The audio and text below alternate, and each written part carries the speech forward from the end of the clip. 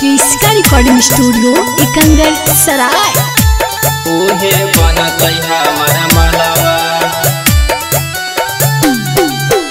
DJ Kundan Raj. उहे बनतै हमर मलवा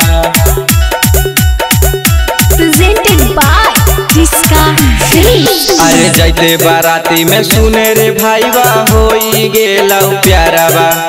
जैते बाराती में सुने रे भाईवा होई गेलौ प्यारावा। जवन दुल्हन के बगालावा उहे बनतै हमर मालावा। जवन दुल्हन के बगालावा उहे बनतै हमर मालावा। अरे होई गेलियो दीवाना ओकर देखी गोरे गलावा। होई गेलियो दीवाना ओकर देखी गोरे गलावा। जवन दुल्हन के बगालावा उहे बनतै हमर मालावा। जवन दुल्हन के बगालावा उहे बनतै हमर मालावा। डीजे कुंदन राज। उहे बनतै हमर मालावा। चीरी उहे बनतै हमर मालावा। जवन दुल्हन के बगालावा उहे बनतै हमर मालावा। जवन दुल्हन के बगालावा उहे बनतै हमर मालावा। अरे करे इशारा उ हमके बोलावे पीछे बोलाई के नंबर धरावे। पीछे बोलाई के नंबर धरावे। अरे करे इशारा उ हमके बोलावे पीछे बोलाई के नंबर धरावे। अरे ओकरा से मिले बहाने रे भाईवा चली है ओकरा घरवा।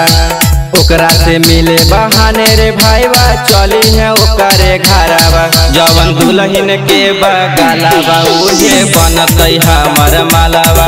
जवन दुल्हन के बगालावा उहे बनतै हमर मालावा। डीजे कुंदन राज। उहे बनतै हमर मालावा। चीरी क्रिस्का रिकॉर्डिंग स्टूडियो एकंगर सराय। जवन दुल्हन के बगालावा उहे बनतै हमर मालावा। जवन दुल्हन के बगालावा उहे बनतै हमर मालावा। अरे देखा है भाई बाबू नजर गड़ा के मन कर ले जाइए ओकरा भगा के। मन कर ले जाइए ओकरा भगा। अरे देखा है भाई बाबू नजर गड़ा के मन कर ले जाइए ओकरा भगा के। ओकरा भगा के बाली झुमका पहनले हकई ऊपर से कोयले का जरावा।